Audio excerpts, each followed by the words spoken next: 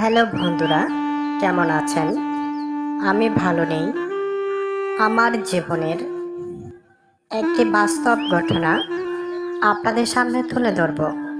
ছোট্ট একটি ভুলে আমার জীবনটা কিভাবে নষ্ট হলো, সামান্য ভুলে আমার কিভাবে এত বড় করতে হলো।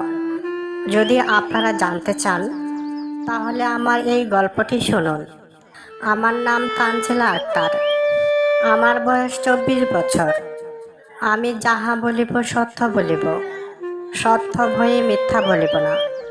আমি একটি সাধারণ মধ্যবিত্ত পরিবারের মেয়ে। ছোটবেলা থেকেই পড়াশোনায় ভালো ছিলাম এবং আমার ইচ্ছা ছিল, স্বপ্ন ছিল একজন শিক্ষক হওয়ার। গ্রামের স্কুল থেকে এসএসসি ও এইচএসসি ভালো ফলাফলে পাশ করার পর বিশ্ববিদ্যালয়ে ভর্তি হই। সবাই আমাকে শান্ত, ভদ্র ও মেধাবী মেয়ে হিসাবেই চিনত। কিন্তু জীবনের একটি ভুল সিদ্ধান্ত আমার পরিচয়, সম্মান ও ভবিষ্যৎকে প্রশ্নের মুখে দাঁড় করিয়ে দেয়। আজ আমি গল্পটি এই জন্যই বলছি, যাতে কেউ অর্থের লোভে এই ধরনের কাজ না করে। আমার বাবা, মা, ছোট ভাই এবং আমি। আমার বাবা একজন ক্ষুদ্র ব্যবসায়ী আর আমার মা গৃহিণী। সংসারে কখনো বিলাসিতা ছিল না, তবে ভালোবাসার অভাবও ছিল না। বাবা মা অনেক কষ্ট করে আমার পড়াশোনাটা চালিয়ে গেছেন। তারা সব সময় সততার শিক্ষা দিয়েছেন এবং চাইতেন আমি ভালো চাকরি করে পরিবারের দায়িত্ব ভাগ করে নেই।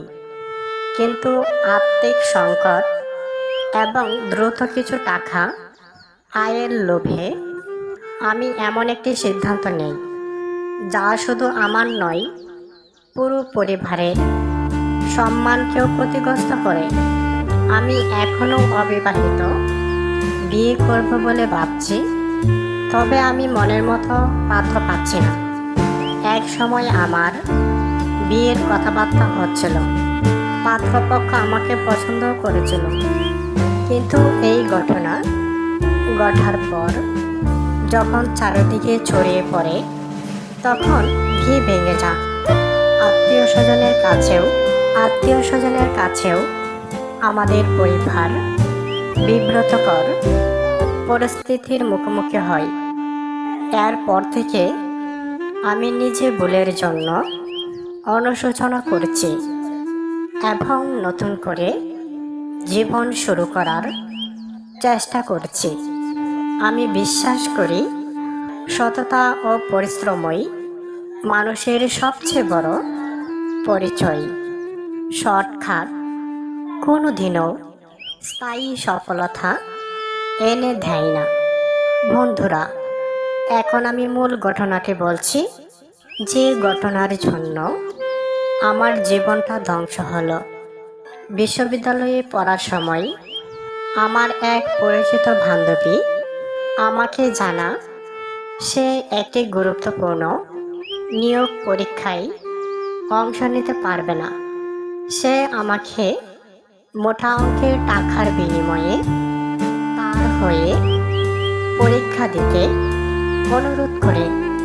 প্রথমে আমি রাজি হইনি, কিন্তু আমি পরিবারের আর্থিক সমস্যার কথা ভেবে এবং সহজে কিছু টাকা কামানোর আশায় শেষ পর্যন্ত সম্মতি দিয়ে দিলাম। পরীক্ষার দিন ভুয়া পরিচয়পত্র নিয়ে কেন্দ্রে প্রবেশ করি।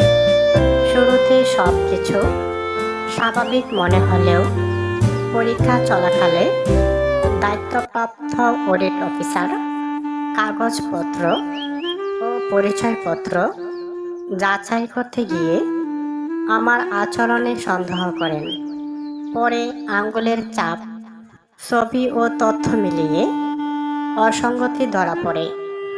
আমাকে সঙ্গে সঙ্গে আটক করা হয়।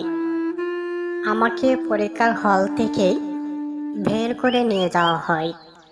ঘটনাটি কর্তৃপক্ষের কাছে রিপোর্ট করা হয় এবং আইনগত প্রক্রিয়া শেষ করা হয়।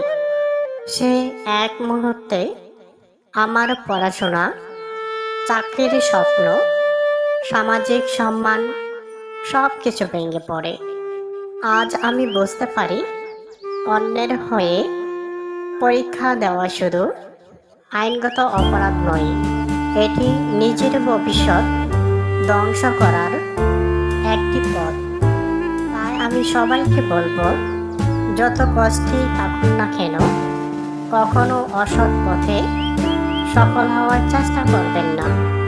সাময়িক লাভের জন্য একটি ভুল সিদ্ধান্ত সারা জীবনের অনুশোচনার কারণ হয়ে যেতে পারে। বন্ধুরা, এই গল্পটি সম্পূর্ণ কাল্পনিক, সচেতনতামূলক উদ্দেশ্য বলা, তাই কখনো এটি বাস্তবে নিয়েন না। তবে এমন ভুল কেউ কইরেন না। গল্পটি শোনার জন্য সকলকেই ধন্যবাদ। নিয়মিত এরকম শিক্ষামূলক গল্প পেতে এখনই আমার এই চ্যানেলটি সাবস্ক্রাইব করে দিন। সকলকেই ধন্যবাদ।